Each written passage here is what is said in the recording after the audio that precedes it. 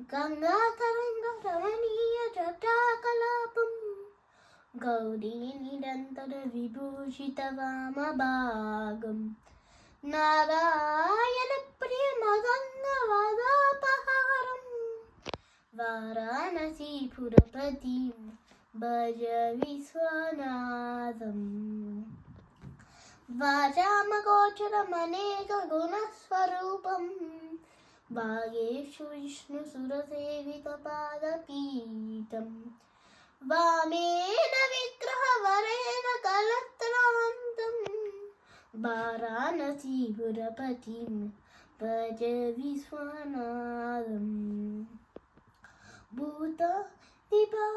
भूषणभूषिताङ्गं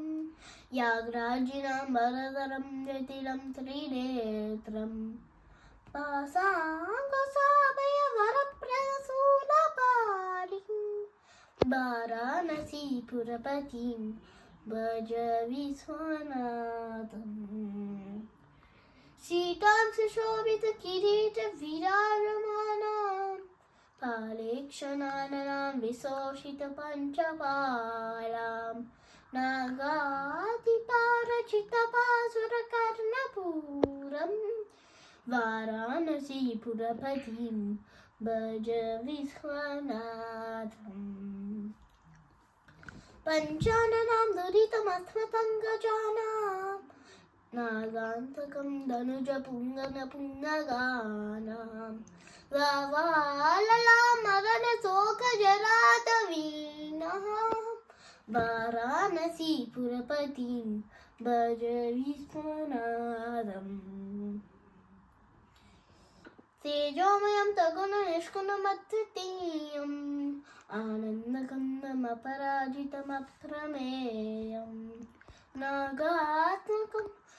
सकलनिष्कुलमात्मरूपं वाराणसीपुरपतिं भज विश्वनाथम्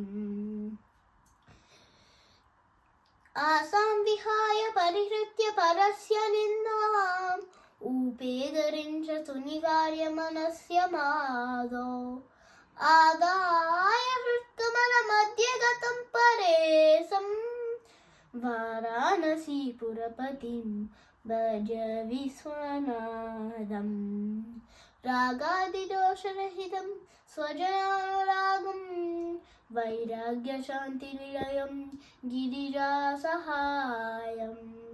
माधुर्यधैर्यसुभगं गरलाभिरामं वाराणसीपुरपतिं भज विश्वनाथम् वाराणसीपुरपते स्तवनं शिवस्यां व्याख्यातमस्तकमिदं पठते मुस्तनिता विद्यां श्रेयं विपुलसौख्यमनन्तकीर्तं सम्प्राप्य देवनिलये लभते च मोक्षं विश्वनाथस्तकमिदं यः पठे शिवसन्निधौ शिवलोकमहाप्रोते शिवेन सह मूदते. Bye everyone.